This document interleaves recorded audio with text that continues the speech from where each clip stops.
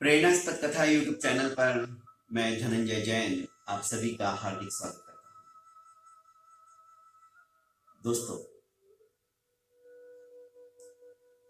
विधि के लेख को कोई मिटा नहीं सकता, चाहे साक्षात भगवान ही क्यों ना मनुष्य अवतार के अंदर जन्म।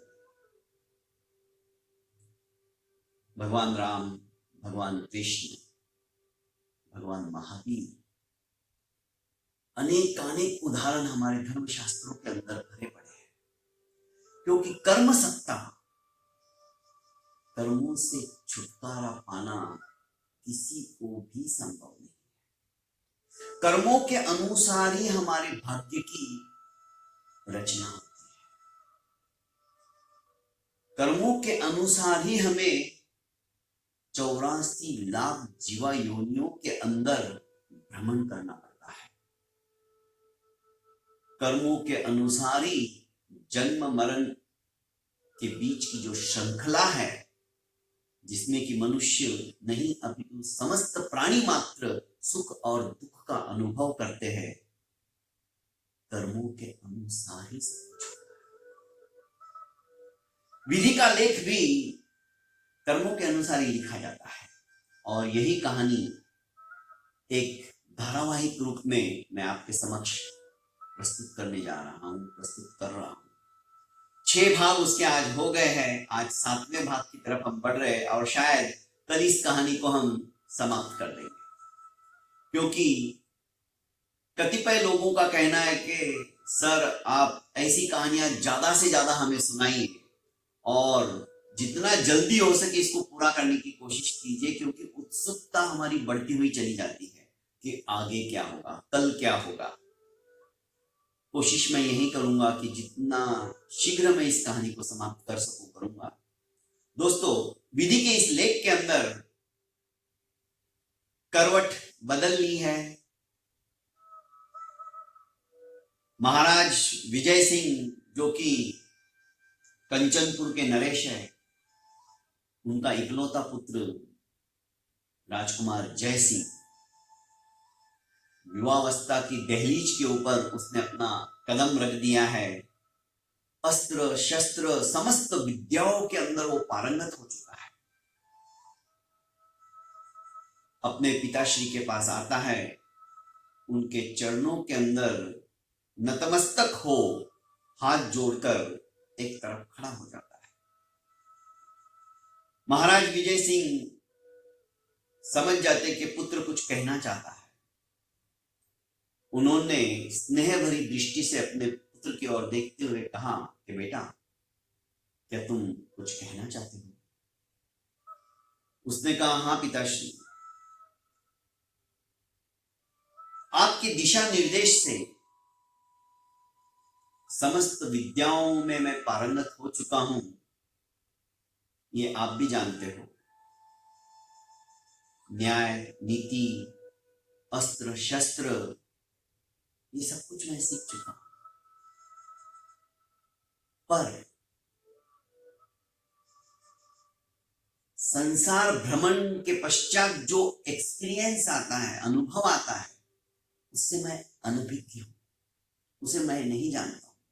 अलग अलग देशों के अंदर किस प्रकार की संस्कृति होती है, राजाओं का संचालन किस तरह से होता है, न्याय और नीतिमत्ता वे किस तरह से अपने प्रजा के ऊपर अपनाते हैं, यह सब कुछ तो जब तक मैं देशाटन नहीं करूंगा, देश विदेशों के अंदर मैं भ्रमण नहीं करूंगा, तब तक पिताश्री मैं नहीं जान पाऊंगा। अतः आप मुझे आज्ञा दीजिए कि मैं विभिन्न विभिन्न देशों की संस्कृति, वहां पर जाकर उनका सामाजिक रहन सहन, राजनीति कैसी होती है, ये मैं सीखना चाहता हूं और बिना आपके इजाजत के यह संभव नहीं है। महाराज विजय सिंह थोड़े से दुखी हो जाते हैं। पुत्र मोह, इकलौती संतान होने की वजह से वे कहते हैं कि बेटा, मेरे से ही तुम सब कुछ सीख सकते हो, क्योंकि मुझे काफी कुछ एक्सपीरियंस भी है और अनेक अनेक राज्य तो हमारे अधीन है। पिताजी, वो एक कहावत है ना, घर की मुर्गी दाल बराबर, वही बात है। घर में चाहे कितना भी अच्छे संस्कार हो, अच्छी नीतियां हो, अच्छा रहन सहन हो, अच्छा खान पान हो, पर प्रजा के लिए क्या करना चाहिए, जब तक मैं बाहर नहीं निकलूंगा, उनके सुख दुखों को मैं पहचानूंगा नहीं, जानूंगा नहीं, तब तक मैं एक अच्छा शासक नहीं बन सकता। और आप भी तो यही चाहते हो कि आपकी इस राज्य की बागडोर संभालने के पूर्व मैं सर्वगुण संपन्न हो जाऊं। महाराज विजय सिंह चाहते तो यही थे, पर पुत्र मोह भी उन्हें अपने से अलग करने के लिए इजाजत नहीं दे रहा था। जय सिंह ही फिर से बोले कि पिताश्री, आप क्यों व्यर्थ में चिंता करते हो, मैं बहुत शीघ्र लौट आऊंगा, मैं कोई विदेशों में बसने के लिए थोड़ी जा रहा हूं। विजय सिंह ने दुखी मन होते हुए कहा कि बेटा, तुम कैसे जाना चाहते हो, साथ में कौन जा रहा है? जयसिंह ने कहा, पिताश्री, अनुभव तो अकेले में ही होना चाहिए, मैं किसी को साथ नहीं लेके जा रहा हूं, मैं एकाकी जाऊंगा, और वे भी छद्म वेश में, वेशभूषा चेंज कर मैं राजकुमार के इस परिधान को धारण करके विभिन्न विभिन्न देशों की यात्रा नहीं कर सकता। जिस मकसद से मैं जा रहा हूं वो फिर अधूरा ही रहेगा। महाराज विजय सिंह ने कहा कि नहीं बेटा, यह संभव नहीं है, मैं तुम्हें जाने की इजाजत तो दे सकता हूं, पर एकाकी कदापि नहीं। तुम्हारे साथ कुछ तो सैन्य बल मैं दूंगा ही, तुम अपने इष्ट मित्रों को भी लेके जाना चाहो तो ले जा सकते हो। जयसिंह सोचने लगा कि पिताजी जो कहते वो करके ही छोड़ते हैं, जाने ही नहीं देंगे, इससे तो अच्छा है कुछ सैनिकों को लेके चलो। उसने कहा, पर पिताजी, सैनिकों के बीच में मैं रहूंगा तो जो मेरा उद्देश्य है, जो मेरी अपेक्षा है, जो मेरा लक्ष्य है, जो मैं हासिल करना चाहता हूं, मुझे लगता है शायद मैं नहीं कर पाऊंगा। क्या सैनिकों की टुकड़ी ले जाना इतना जरूरी है? महाराज विजय सिंह ने कहा कि देखो, तुम्हें सैनिकों के साथ ही जाना होगा, वरना मेरी इजाजत नहीं मिलेगी। मन मसोस कर राजकुमार जयसिंह विदेश जाने की तैयारी में जुट जाते हैं। इधर महाराज अपने प्रधानमंत्री को बुलाते हैं और आदेश देते हैं, 50 घुड़सवार ऐसे चाहिए जो कि राजकुमार की प्रतिपल प्रतिक्षण सुरक्षा में तैनात रहे, छद्मवेश में, वेश बदल कर। जब भी कोई नगर आए तो वे अपना वेश परिवर्तित कर ले। जो आज्ञा। उन 50 सैनिकों में से जो उन सबका संचालन करने वाले थे, उन्हें बुलाया गया। उन्होंने कहा, देखो, तुम अंगरक्षक हो, हर पल हर क्षण राजकुमार के ऊपर किसी भी प्रकार की आपदा या विपत्ति ना आने पाए, इसका तुम्हें भरसक प्रयास और दत्तशील होकर कार्य करना होगा। महाराज, मुझे पता है मेरा कर्तव्य क्या है, आप निश्चिंत रहिए, हम छाया की तरह राजकुमार के साथ रहेंगे। महाराज ने कहा, यह तो बात ठीक है, पर कहीं राजकुमार को तुम बंधन हो ऐसा एहसास मत होने देना। कि नहीं महाराज, ऐसा एहसास भी नहीं होने देंगे। हम उनके साथ रहते हुए भी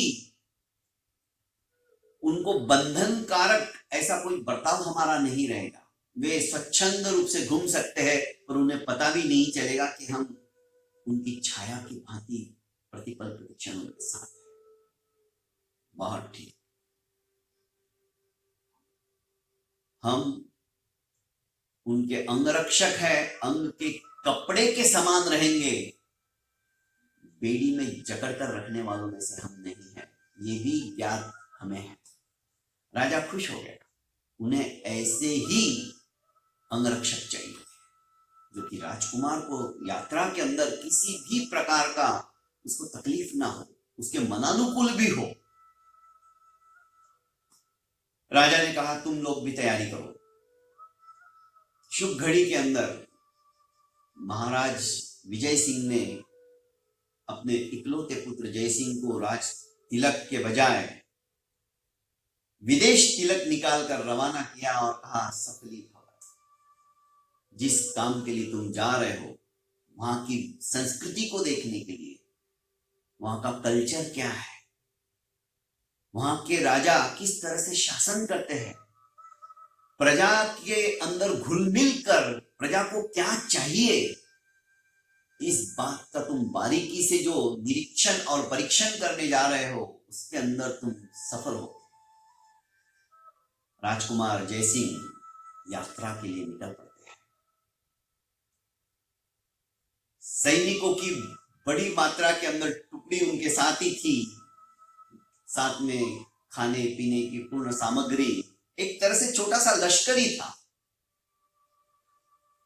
हर जगह राज्य के नगर के बाहर वे अपना डेरा तान लेते थे और राजकुमार एकाकी वेशभूषा परिवर्तित कर नगर में भ्रमण करते थे और वहां के सामाजिक रहन सहन, वहां की संस्कृति, वहां की सभ्यता, वहां की नीति, सब कुछ समझने की कोशिश करते थे, वहां के लोगों से मिलते थे।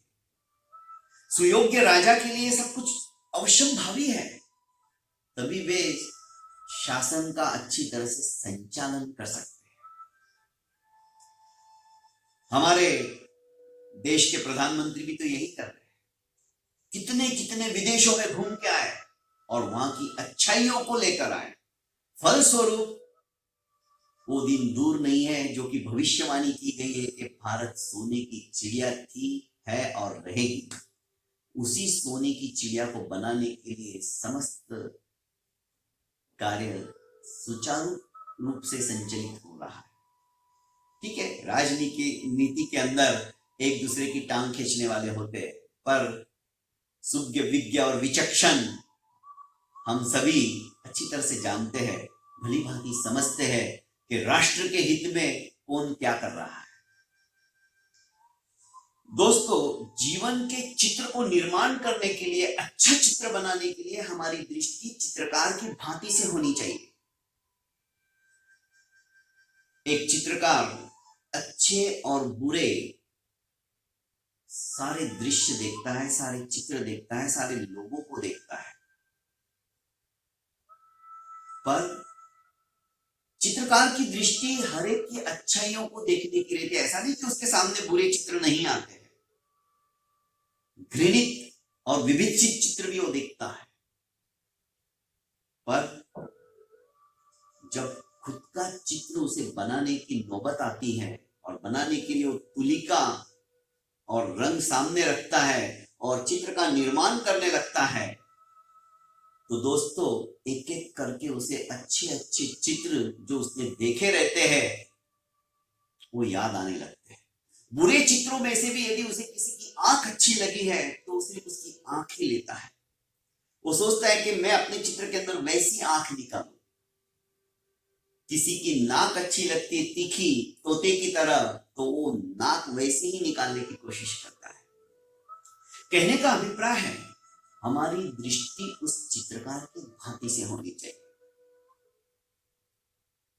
और फलस्वरूप जब वो चित्रकार अपना चित्र निर्मित करता है तो उसका चित्र सर्वश्रेष्ठ चित्र कहलाता है, क्योंकि उसने समस्त अलग अलग विभिन्न विभिन्न चित्रों को देखकर अपने चित्र के अंदर उन सभी अच्छाइयों को डालने की कोशिश की है। ठीक इसी तरह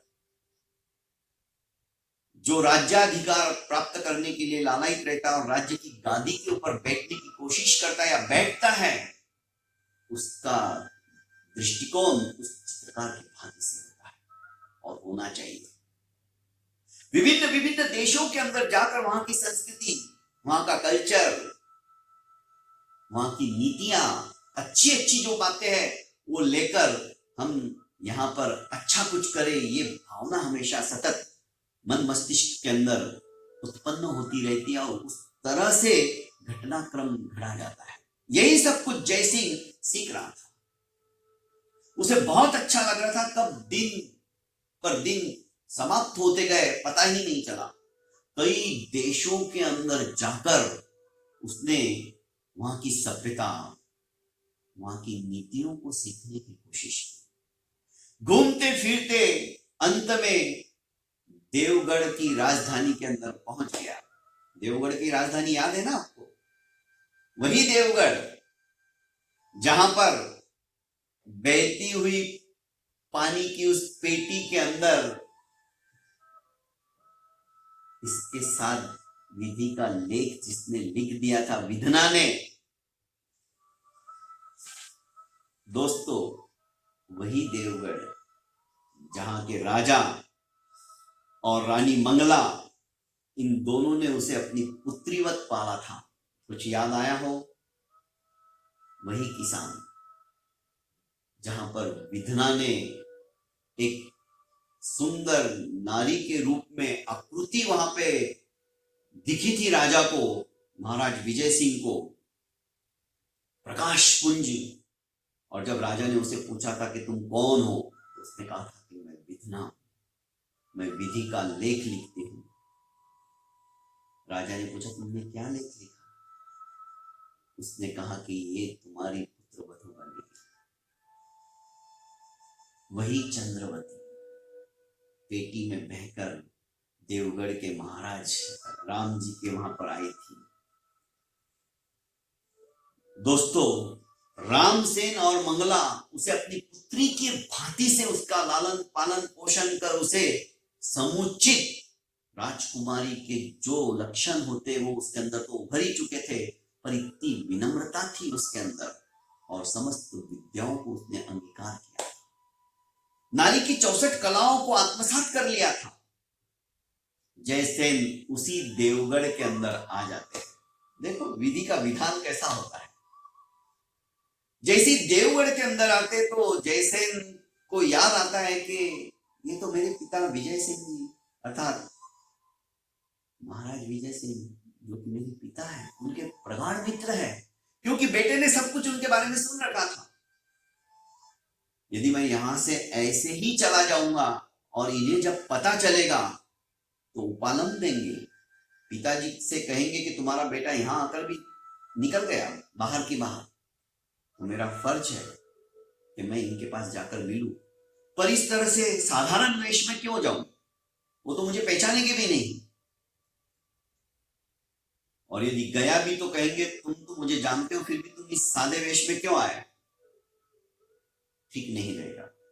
उसने राजकुमार का वेश परिधारण किया और महाराज रामसेन के दरबार के अंदर समुपस्थित हो गए। बहुमूल्य आभूषणों की भेंट देते हुए उन्होंने कहा कि महाराज की जय हो। राजकुमार की वेशभूषा में देखकर महाराज रामसेन ने कहा कि आप कौन हो, कहां से आए हो, आपका परिचय? जयसेन ने कहा कि मैं महाराज कंचनपुर के नरेश राजाधिराज विजय सेन का पुत्र हूं, जयसेन। विजय सेन का नाम सुनते ही महाराज रामसेन अपने सिंहासन से खड़े हो गए और अपने पुत्र की भांति उसे आलिंगबद्ध किया और पीठ के ऊपर हाथ फेरते हुए कहा कि बेटा तुम कितने बड़े हो गए हो। जब तुम छोटे थे तब मैंने तुम्हें देखा था और तुम्हारे पिताजी भी राज्य कार्य के अंदर इतने उलझ गए कि उन्होंने मेरी मित्रता ही भुला दी। इतने वर्ष हो गए, अब मैं तुम्हें इतनी आसानी से जल्दी नहीं जाने दूंगा। मित्र का पुत्र मेरा भी पुत्र होता है, वो पुत्र के भांति होता है। तुम कम से कम यहाँ 7 दिन रहोगे, कुछ नहीं बोलोगे, तुम यहीं रहो, हमें भी सेवा का मौका दो। जयसेन को 7 दिन वहीं रुकना पड़ा। महारानी से मिलाया गया। महारानी मंगला भी उस देदीप्यमान चेहरे को देखकर देखती ही रह गई। महाराज रामसेन ने कहा कि ये मेरे मित्र विजयसेन का पुत्र है और 7 दिन हमारे साथ ही रहने वाला है, इसकी व्यवस्था में किसी भी प्रकार की कोई कमी नहीं आनी चाहिए। राजमहल के अंदर ही उन्हें रुकाया गया और जिम्मेदारी चंदा को दी गई। राजकुमारी के हाथों में जैसे ही अपनी जिम्मेदारी आई, दोस्तों कहने की जरूरत नहीं है, राजकुमारी तो वैसे भी बुद्धिमान थी, कभी भी किसी भी प्रकार का अभाव अभियोग इसे महसूस नहीं होने दिया।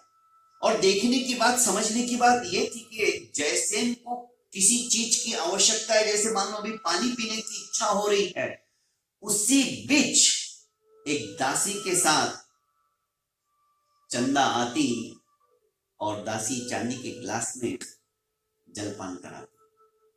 कई बार ये नोट किया, कुछ खाने की इच्छा होती, उसी क्षण ये खड़ी होके सामने आती हुई दिखाई देती। जो सपना संजोया था,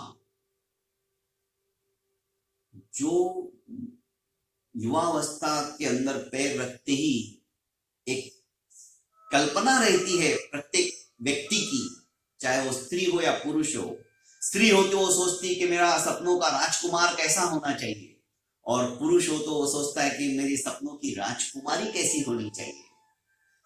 जैसे जैसे हम सपने देखते हैं, तद्रूप यदि हमें अपनी अर्धांगिनी मिल जाए तो कहना ही क्या। यही बात जयसिंह की भी थी। जो जो उसने सपने संजोए थे, वो सारी बातें चंद्रनयनी के अंदर थी, चंद्रवती के अंदर थी, चंदा के अंदर थी। दोस्तों, ये तो सपनों के ताने बाने के अंदर ही घूमता रहा और बेभान हो गया। 7 दिन कब निकले पता ही नहीं चला।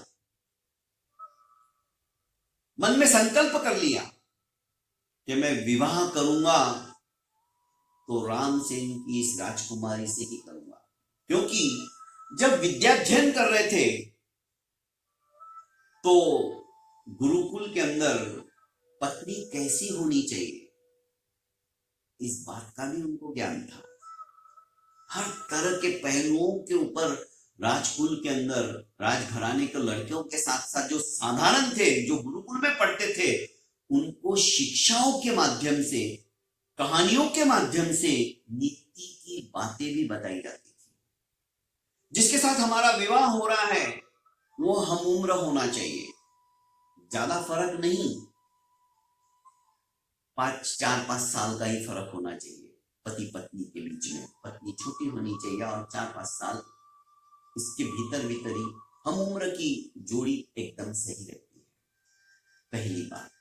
दूसरी बात, जो पत्नी होती है वो हमेशा उसका जो कुल है वो भी देखा जाता है, वो हमारे समकुल के बराबर है या नहीं है।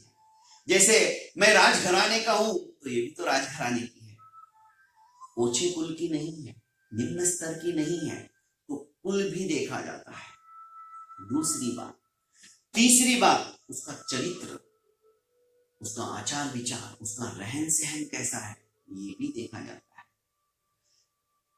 दोस्तों, जो भी बातें गुरुकुल के अंदर सिखाई गई थी वो सारी बातें इस राजकुमारी के अंदर राजकुमार को दिखाई दे रही थी। चौथी बात, विद्या, बुद्धि, विवेक, इसके अंदर भी वो निपुण होनी चाहिए। क्योंकि राजा की रानी के अंदर ये गुण नहीं है तो कुछ भी नहीं है। वो सिर्फ राजमहल की शोभा बढ़ाने के लिए सुंदर होनी चाहिए ऐसा नहीं है। सुंदरता के साथ साथ उसके अंदर विद्या भी प्रचुर मात्रा में चाहिए। अपना हिताहित नहीं, राज्य के अंदर भी यदि कुछ सलाह की जरूरत पड़े तो देने में भी उसकी बुद्धि अत्यंत विचक्षणता के साथ प्रत्युत्पन्न मति वाली होनी चाहिए। ये सारी बातें राजकुमारी के अंदर यथार्थ रूप से उसे दिखाई दे रही थी। सुंदरता हो गया, इसके पश्चात वाणी के अंदर माधुर्यता भी होनी चाहिए। ऐसा नहीं कि राज सिंहासन के ऊपर बैठ गए, राज रानी है तो जो मुंह में आया बोल दिया, फटकारा, छोटों को कुछ समझा ही नहीं, किसी ने कुछ गलती कर दी तो अपना सारा गुस्सा उसके ऊपर निकाल दिया। ऐसा नहीं, ये गलती मुझसे भी हो सकती थी और एक इंसान है, उसको मिठास से, माधुर्यता से किस तरह से समझा जाए ताकि आगे से वो गलती की पुनरावृत्ति ना होने पाए। ये सारी भावनाएं, ये सारी बातें हमारे घर परिवार के अंदर भी हो सकती है, होनी ही चाहिए। घर के अंदर नहीं तो क्लेश हो जाता है, घर के अंदर दो भागों के अंदर विभाजन हो जाता है। तो दोस्तों ये सारी बातें प्रत्येक स्त्री के अंदर होनी ही चाहिए। और सबसे अंतिम 7वीं बात उसने सुनी थी कि सेवा परायणता, सेवा की भावना होनी चाहिए। जिस दिन ये 7 गुण एक स्त्री के अंदर आ जाते हैं ना, साक्षात घर स्वर्ग का साकार रूप धारण कर लेता है। बस राजकुमार जैसे यही सोच रहे थे कि राजकुमारी के अंदर एक एक गुण जैसा मैं चाहता था वो विद्यमान है, उससे भी बढ़कर है। मन ही मन कृत संकल्प हो जाते हैं कि मैं विवाह करूंगा तो इसी से, नहीं तो मैं नहीं करूंगा। दोस्तों अब होनी क्या होती है ये तो देखने के पश्चात और सुनने के पश्चात ही पता चलेगा। कल शायद हम इस कहानी को समाप्त कर देंगे, पर किस तरह से इसकी शादी होने से पहले, इसका विवाह होने से पहले राजा को जब पता चलता है कि यह तो वही है, क्या हो सकता है सोचिएगा। तब तक के लिए इजाजत चाहता हूं।